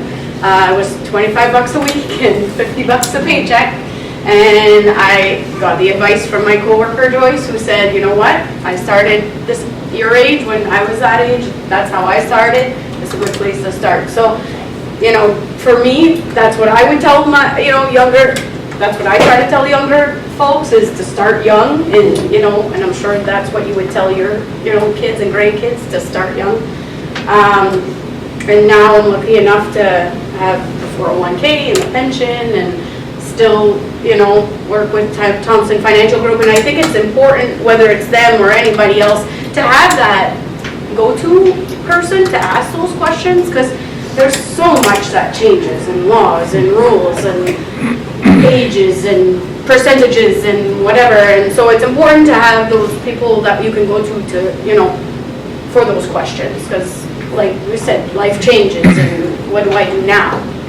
And when Ben shared that story about the woman losing $400,000, I got the shivers, because it's like you work your whole entire life for your money, and she fell in love, and she trusted, and she was innocent, and she, and they just prey on those people. And so, it might not be something that you feel like you would fall for or fall victim to, but it's important to share this with you guys so you can share this with your friends and people that you hear all of a sudden. You've got a friend that's talking to somebody on the internet, and it's like, okay, this sounds a little fishy, So it's important to know, to hear this, whether you hear it from me or somebody else. Last year, $8.8 billion was lost from scams, identity theft, and all that. That's just what's reported. It's way more than that, because people don't report because they're embarrassed, they feel like they're stupid. They're not stupid. There's tons of, this happens to a lot of people. And so, like we talked about today, you work your whole life for that money, so you want to keep it safe, you want to keep it to be able to give to your kids, your grandkids, if that's what you want to do. So I'm just going to share some tips, common scams that are happening right now, that happen all the time, but just as a little reminder, refresher kind of for you. So obviously exploitation, it's the fraudulent act of taking people's money from them and using it for their benefit. And it crosses all ages. I know we're talking to you guys right now, and you're a certain age, but I talk about scams and fraud to all the age groups that I deal with, because it can happen to anybody. It's not just a particular age group. It's not a particular financial, situation, economic, educational. It happens to everybody. There is no real demographic of what the targeted people that they're looking at. And so why though are some older folk, are they more at risk? Sometimes they are, because you have that regular income, the regular steady income, you have all the savings that you had, so that's why these people think that, this is the age group that we're going to target, because they do have all the savings, they all do have these investments. We're more trustworthy, where we could be, have lost a loved one, so now we're a little bit lonely, and grief. They prey on those vulnerabilities that people have. So, we just kind of want to be aware of those, and maybe you have somebody in your life that it fits these categories, so it's important to just keep an eye out on them. Who are these abusers? Sometimes it's people that we know, even. I've heard stories of sometimes it's people's kids that, that are stole their checkbook and now they're writing checks. It can be friends, neighbors. If anybody has like a power of attorney, that needs to be people that we obviously trust and want to be able to have all this power over our money. We want to make sure that have trustworthy financial advisors also, and it can be strangers. Oftentimes, most likely, it's strangers, people who are calling, emailing, internet, the romance scam. That's very common, and like we mentioned, a lot of people don't report it. Like in 2022, there was 2.4 million reported acts of scams and fraud, but that is way under, that people just don't report it because of these reasons. A lot of times, even if it's somebody you're dependent on them. So how are you going to turn them in if you need them to help take care of you? It could be a family member, self-blame, a lack of awareness, which is what we're taking care of that today. And if you are a victim, and sometimes there's nothing you can do about it, like the poor lady, she did it willfully. It's still important to report it, because sometimes it's a new scam. We need to share that so that our friends and our family members know and are aware. So if it happens to them, they're going to say, oh, you know what? I just heard about that. That's a scam. I'm not answering that phone, or I'm not calling that person back. So just, so I'm just going to go through a few examples of some scams. Obviously, what we're talking about today, investment fraud and scams. The most important part of that, I would say, is to know who you're working with. Trust whoever your financial advisors are. Trust who they are, and ask for credentials. Ask for those certificates, designations. Make sure you know that those people are actually qualified to be handling your money. There's also inappropriate fraudulent investments. So if you get a call, or that old saying, if it's too good to be true, it probably is. I even say that to my younger high school folks, like, if it's too good to be true, it probably is. So, and same with investments, same with get-rich-quick schemes. It's important to do your homework. With these kinds of scams, obviously, we don't want you to feel pressured in any way, so it's okay to say no. It's okay to do the research. And also don't put your eggs in one basket, which I think, Ben said too, so. Theft of money or property by family members, caregivers, or in-home helpers. So we talked about nursing homes a while ago, but some of you may be able to have in-home care people come in. They do your groceries, they do your errands, they clean your house, they help with, stuff. It's important with that to, I wouldn't give out your checkbook, I wouldn't give out your credit card or your debit card. And if you do, then I would certainly write the checks for the exact amount made out to Shop and Save, or not made out to the person that's taking care of you, because they could turn around and cash that check, keep the money and not pay your bills. So just those helpful hints if you have, because it is hard, obviously, to turn somebody in who has been taking care of you. But it does happen. They can use the funds for themselves and not do what you want those funds to do. Don't give out your PIN number or things like that. Account information, that's important. Don't do that. Lottery and sweepstakes scams, that's always one where you shouldn't have, unless you're buying the Powerball or Mega Bucks, you shouldn't have to pay to play.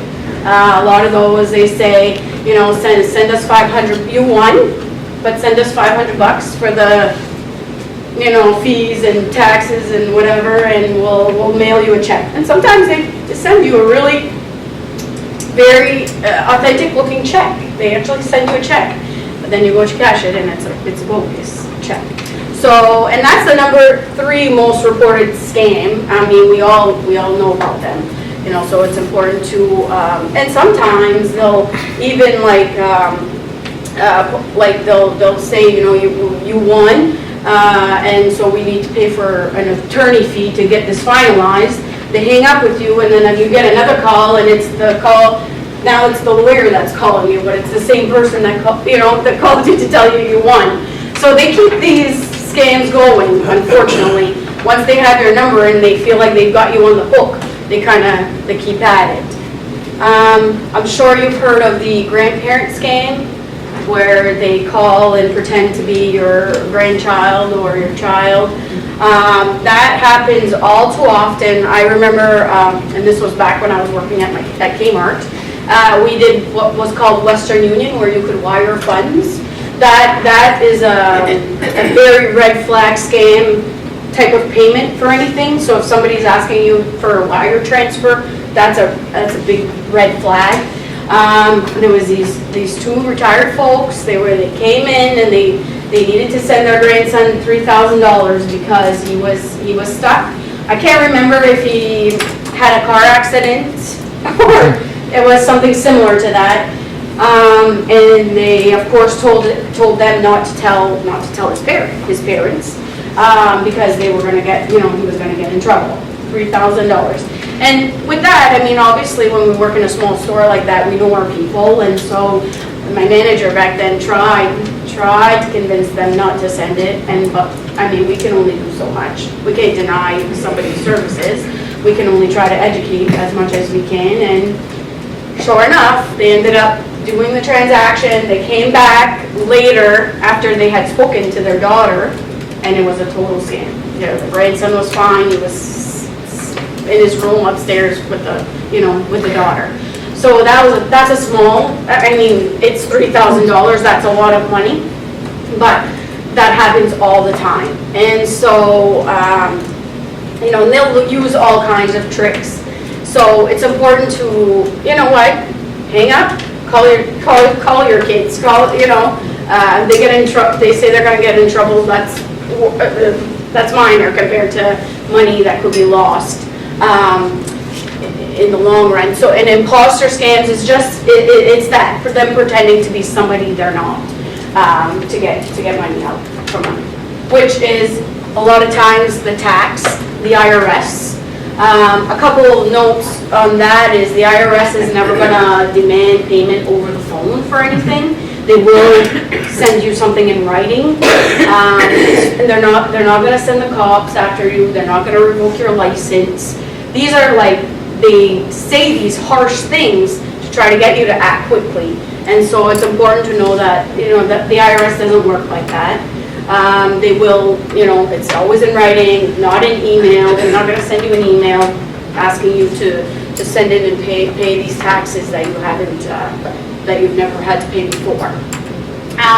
Romance and charity scams. So the romance scams, I know we don't feel like we're ever gonna fall for something like that, but we never know what happens when you're alone, you're by yourself, and all of a sudden you're scrolling Facebook and somebody, this friend request comes up, and it looks like a nice person, and you accept, and you don't know who they are, but you accept, and all of a sudden they start a conversation with you, and it's nice to talk to somebody and get those messages every day. But then, the request for funds, like, I want to come see you, but I don't have money to come see you, and then you send the money and then you never come see you. So,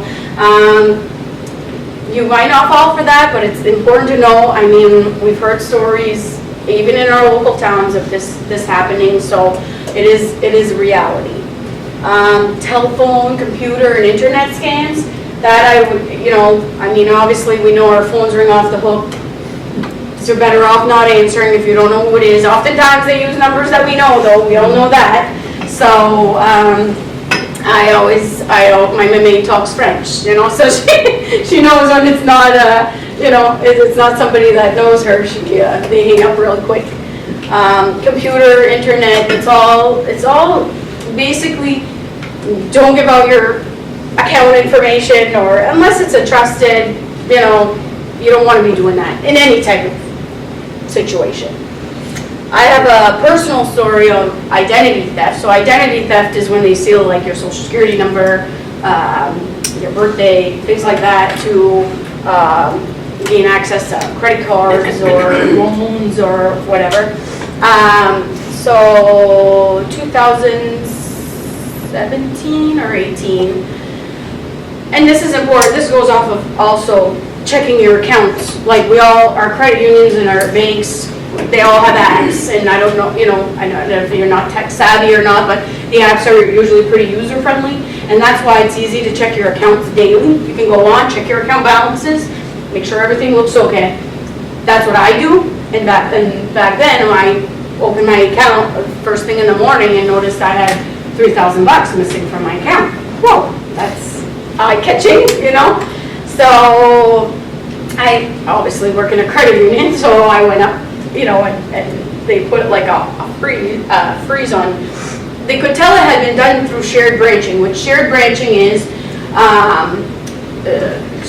a lot of credit unions in the United States are interconnected through the shared branch network. So I have an account at North State who does shared branching. I could be in California, which is where this happened. They could go into a credit union there that does shared branching, and or I could go to that credit union, and because I need my driver's license and I need to know my account number, my North State account number, I can access my North State account at that credit union down in California. So it makes it so that I don't need to have a credit union account with them. I can access my North State one. So if I need cash or more than what I can get from an ATM, I can do that. Well, this person had a driver's license with all my information, my name, my address, my birthday. I think the birthday was accurate too. Well, yes, it would have to be because she accessed my account. So she went in and did a shared branching transaction. She had my account info. And seeing that too is we could do everything right. We can do everything right, keep our information safe, and it's unfortunately can still happen. I've done since a few things since then to make sure I'm better secured, and I'll talk about that too. So she ended up $3,000, but I acted quickly. I saw that right away. It had happened, you know. I went into well, obviously I was at work, my credit union. They put a shared branching block on my account so that there's no transactions that could be done. Because she tried again. We could tell she had tried again at a different credit union. She tried, it was a 2,000.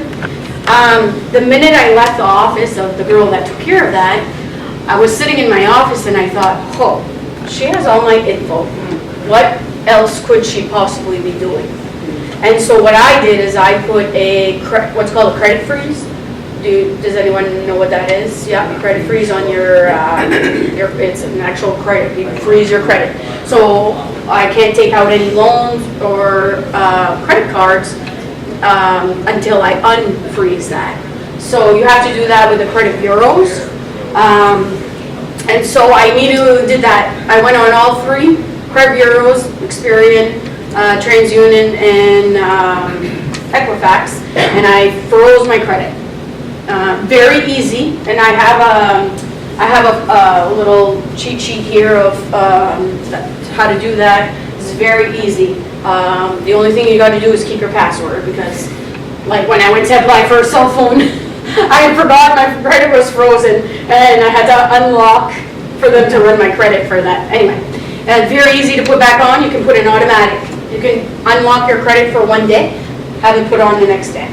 So I immediately did that morning that happened, and thank God I did, because weeks later I was getting statements in the mail saying, oh, we saw you tried to open this credit card, but something was up with your credit, you know, we couldn't continue with the process, so just give us a call and we'll continue with your credit card app. That was her trying to open credit cards in my name. And I say her because I have a picture of her. They were able to get a picture of her from the credit union. She doesn't look anything like me, by the way. And so I have a folder, and it's pretty much this big. And I have statements from Lowe's, Home Depot, 2 cell phones, Victoria's Secret.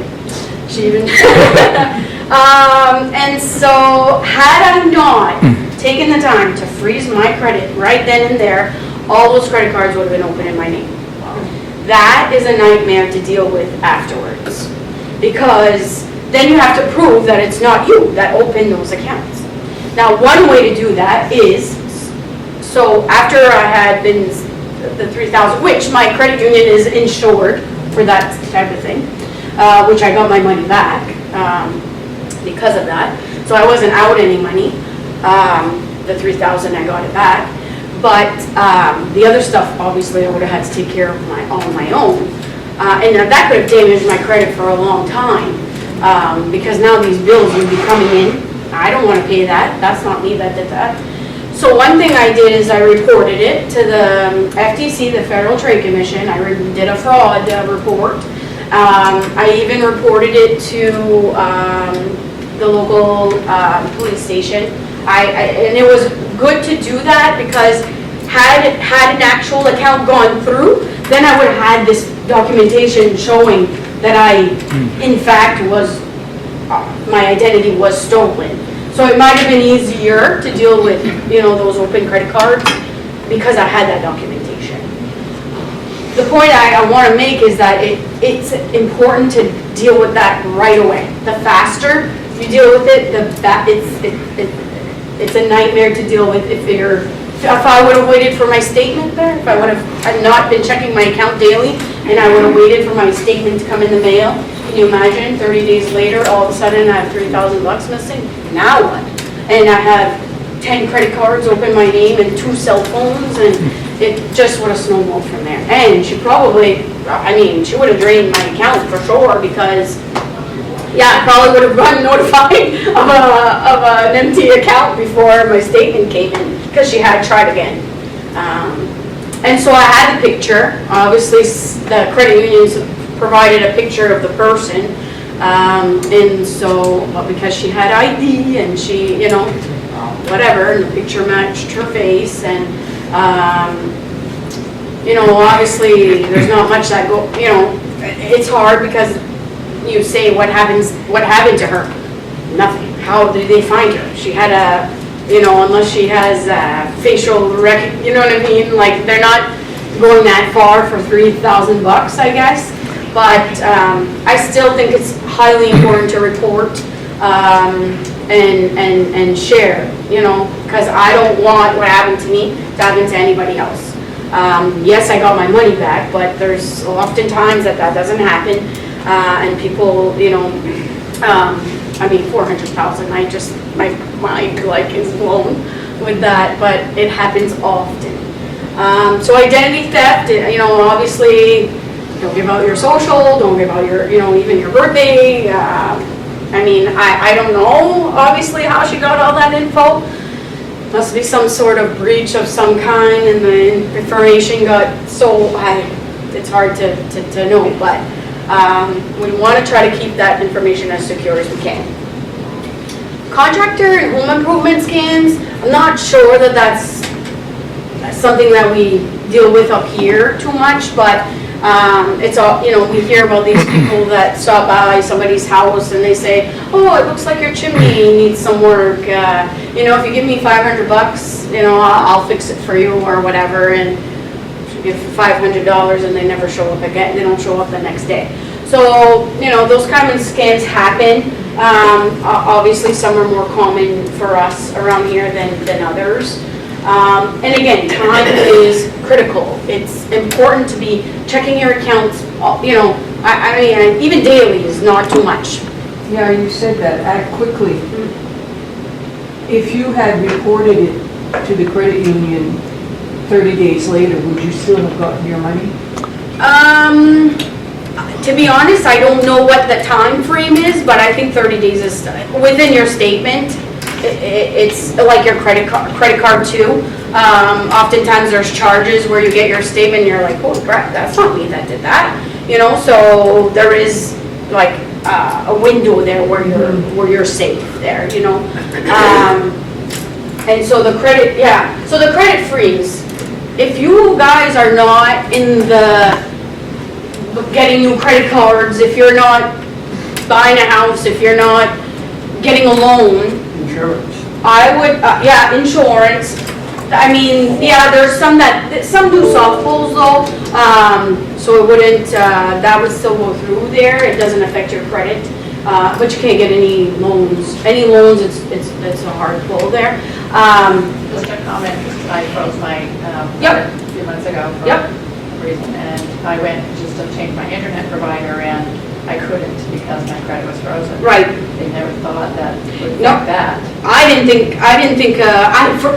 I guess I knew about the cell phone, but I didn't. A lot of places now will do like a soft pull because they want to see if you're a credible, if you're gonna pay your bills on time, But I would say I would rather deal with unlocking my credit than dealing with 10 open accounts in my name that are not mine.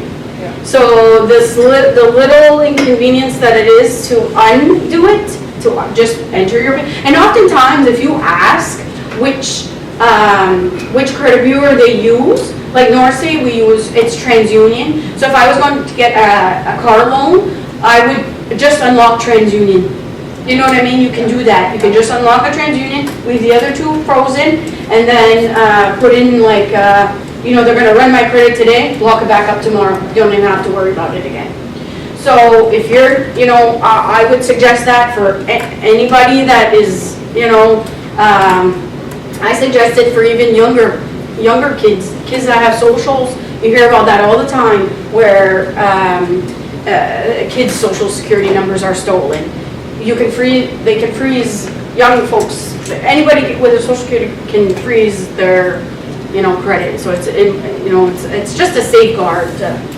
I was at Walgreens yesterday and they said, if you apply for a Walgreens credit card, we'll take $35 off your, I said, sure. so he turns a little machine around. Yeah. And I know it might be me being paranoid, but it wanted me to put my social security number, and I know they need that to do a Yeah. credit check. But I didn't, I said, oh, forget it. Yeah. And that's a personal, you know what I mean? But is it safe? I would say at a store like that, that's their procedure of applying. Lowe's would be the same if you're, you know, there are certain criteria that you have to enter for you to qualify for. But if your credit was frozen, and you had not unlocked it, you wouldn't be able to apply like that, like. I didn't get the credit card. His ears perked up there when you said that. I saw him. But if your credit is frozen, if you put the freeze, Yep. can you still use your cards? Oh, yes, absolutely. Okay. Whatever you have open is still But you can't open your credit? correct. Okay. You can and nobody else can. Correct. That's the most important part for me, is that nobody else can. So I mean, you know, at whatever rate, like mine's frozen right now. I'm not in the market for a car. I have my own house. I have my credit cards. There is no reason for my credit to be open and available for scammers. So you can just do that? Oh, absolutely. So I have this here. There's the three websites, or the three credit bureaus, the Equifax, Experian, and TransUnion. You do have to do it on all three. But like I said, if you know, oh, you've already done it, right? Yeah, I can share it with somebody else if you want. So if you want to, you want to freeze your credit? Yeah. Yep, and you're welcome, and it's just a safeguard. I mean, it's so easy to, all three sites, it's right on the front there, it says you want to unfreeze it, like unfreeze, put in your password, they ask you how long you want to unfreeze it for. You can unfreeze it indefinitely if you wanted, but like for me, last year I was going to Lowe's, wanted to buy kitchen cabinets, and I figured out I'm gonna get a deal with a credit card, so I said, okay. On Friday, I unlocked my credit. I said, give me till Sunday. I put the date that I wanted it to lock back Sunday, and then I never had to worry about it, you know what I mean? So that's what's very nice convenient about that. You can unlock it, set it to freeze back. That's the one tip that I feel like it's just an extra safety that, you know, you can always check your credit report. At North State, we have our mobile app. We have an option of it's called Credit Now, where you can keep an eye on your credit, which is convenient because when I opened that Lowe's credit card, it gave me an alert that said, by the way, was this you that opened this? We saw that you had an open account on your credit report. Is this, we want to make sure it's you. So it's kind of like a safety again, you know, which it was me, obviously, so it was all good. But that's one thing that, you know, especially with opening loans, credit cards, oh, it's just, that's a safe way to keep at least your credit. It doesn't keep your cash safe, but it keeps your credit safe. I also have a little cheat sheet here on, it's actually the credit report, websites and stuff, telephone numbers, things like that are on there. And I also have some other senior safe resources, contact info, so I don't know, what the place that you went to, Linda, was that with the lawyer there, what was that called? Elderly law. Oh, okay, yeah. So I have the 800 number here, that's the main number. Another resource that's really great in our area is it's in Prescal, it's the Aroostook Agency on Aging. Yes. Them too, they have so many resources. It doesn't have to be financial either. It could be, it could be all kinds of things. They, you know, whether, and they're amazing over there. So any question you might have, they can steer you in the right direction. You know, there's also the credit report to check. And then if you, yeah. These are just reporting if you were actually a victim of identity theft or fraud. So these are just a few little things to keep to, you know, I mean, obviously you can find these things on the internet too, but I thought having them all in one little spot here is kind of a good place for that too. So anybody have any experiences that they want to share? Because I think that's the most important part is learning from each other or others, you know, 'cause I think sometimes, I had one. yep, Discover card, yep, we had two withdrawal. Two charges. Two charges. yep, It took us 18 months to settle it. yep, 18 months. yep. And we burned the car. Yeah, it's awful, yeah, and of course, and there's no explanation, I mean, how, you know, and then how do you prove it's not you? Well, I'm not in California, I live in Northern Maine, you know what I mean? It was in Minnesota. Yeah, Of yeah. all places. Yeah, yeah. Yeah, was it, how much was it, can I ask? That was quite a There was few two years charges. Yeah, It was quite a few years ago, and we know, well, we checked cars. yeah, yeah, and that's important, Yeah. check your statements Yeah. against your receipts, that you know it's you. Same with your bank accounts, that kind of thing. You want to be, that those transactions are yours. How did they get our number? Who knows? That is like, The only The thing that impossible. I come up for that one is that ordering on the phone for something specific, I mean, that was a long time ago. So I'm thinking that whoever took down that information, somebody else Yeah. got. but it happens when you use your card on the internet too. So another helpful hint that I do anyway is I have a high balance credit card that I use for big purchases, and then I have a low balance credit card that I use for online purchases. So that way it's not, you know, it only has like $1,000 balance. So if there's something funky, it's not, they're not racking up all kinds of, you know. So that's a good kind of thing too, is not use your big balance credit cards online. Is it safer to use a credit card than a debit card for an online purchase? I would say yes, because your credit card, your debit card's attached to your checking account. Right. And so unless you keep very little funds in your checking account, then they could access more money, more funds, than just what's on your credit card. So I would say credit card, yeah. Safer. And I'll share an experience. Yes. I had gone on a trip with my granddaughter through the school to Okay. Europe, Mhm. and my husband messaged me and said, I just got a phone call from somebody. They call you if they think there's fraud on your Yeah, card. yeah, yeah. So I looked up my account while I was there, and it had all these places, but it was in France, so I had to go see the tour guide and say, did we go there? Did we go Right, there? right. And there was hundreds of dollars of charges that were not mine. Wow. Euro. And so we had to, you Yeah. know, they locked it out, and I just went to my bank and Yep, yeah. I said, we these have aren't mine, and they took We care of it have, right away. we have the same day.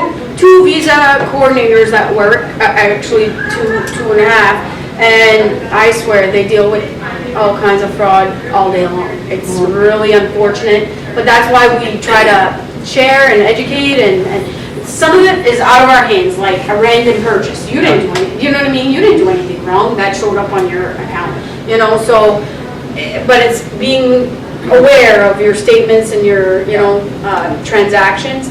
Traveling, I have something fun. Jamie and Ben brought some fun stuff too. So when we travel, it's not so much of an issue here locally, but have you ever heard of like people's cards being scanned, like Yeah. by we bought these wallets that are RFID safe. So these would be good to travel. You can't fit too many cards. That's a good thing, because you shouldn't be traveling with too many cards. You know, even if you just go to the grocery store, you shouldn't be bringing your social security card, okay? No. So there's not much room to put too much in here, which, that's a good thing. So these would be good to travel with. They're safe, you know, they're safe. So those cards you put in there, they're blocked. Like if somebody comes with one of those scanners, they're not gonna get you. So you guys can, I have some for everyone, so you can pick one of this is one of these wallet ones, and then this one's an open one. But traveling, one note of that is if you are traveling, you can call your card to tell them that you're going to be Yes, I in have done Florida that. or Yeah. whatever there, so that they don't block you Yeah. from using your card if you're, because that can be a little inconvenient there. They but- seem to tell you now, don't bother. Really? The last time I called, I had a Visa card and they said you don't need to. Their algorithms figure it out. Okay. And usually they're pretty. Yeah, I mean, I would, because, Yeah. well, and if you're used to traveling, maybe, it follows, you know what I mean? But me, using my card somewhere else would be totally out of the ordinary, because I don't really go anywhere too often, so I would probably say, I'm gonna be in Florida, don't block any of my charges, because I need the mail. I think the neat thing now is that when we put in our cell phone and whenever there is a charge that's Yeah. there, it immediately alerts us. Yes, that- And I love that. yes, 'Cause yeah. you look and it's, oh yeah, we just. Technology can be a bit of a pain sometimes, Yeah, but for yeah, that, oh, yeah. it's the quickness Perfect. of being Oh, yeah. able to check our accounts Yeah. and our statements, Yeah. charges. Yeah. Like I said, I got that alert that I had opened that Lowe's card. Yeah. Yes, Yeah. that's me. Yeah. I had gone that and I said, whoa, my credit, let's say my credit wasn't frozen, I get that alert, well, that's not me. That's And right. then you can start the process right away of Yeah. saying, this is not me, not waiting 30 days, Yeah. So the quickness, the reaction, reporting, share your stories with your friends. It's important to educate each other, In that vein, and I assume this already happens to everybody, they already know about it, I get 2 or 3 emails a day Oh, yeah. telling me that $499.99 will be debited from my account Yeah. to renew something that I don't have anyway. Yeah. If this is a mistake, call this number or click this. I know better than to do Yeah. that, but I do try to report it to one or another Yeah, of these. yeah, it can't hurt. It can't hurt Yeah. to report it, and, you might not have fallen victim to it, but they tried. But and somebody, said yeah, no. in case anybody else should know. about Exactly. that. Yep, I have a neighbor that calls me all the time. Danielle, she's French, and I just got this cell phone text there from AT&T, and I said, well, what I want you to do is I want you to call AT&T. Call AT&T, not from the number that's in the text, but on the number that's on your bill, and tell them what your text says and ask them if that's valid. That's okay to do that, instead of just clicking and then you say, oh no, I shouldn't have clicked that. And ask, it's important to ask. I want to ask if this is legal. I was at an office, it was a medical office, and at the window, and they asked me for my social security number, and there were other people sitting in the waiting room. Yeah. They're not supposed to do that, right? Not anymore. Yeah, they're not. I wonder why they would need that. Well, Or just I the think it last wasn't- war, or. Well, no, they did, I don't want to go into the big story. Right. But they did need it. Okay. But Yeah. I didn't give it, I wrote it down. And that's safer. That's like, same as when you're at the grocery store and you cover, you don't know who's checking out your bin or, so Yeah. it's just safety things like that we got to be mindful of who's listening. But we want to thank you guys and thank Mr. Raymond for allowing Ben and myself and Jamie to come in and share a little bit with you guys this morning. I hope it was beneficial and helpful. But I'd like to say thank you, first of all, to Ben, to Danielle, Which would you like? Which to one? Jamie, for doing this class. There are a lot of lessons here that came out today for us, all of us. Or a And, desk calendar? And just to let you know, You sure we've can. got just like this class was interesting, we have some interesting classes coming up with senior college.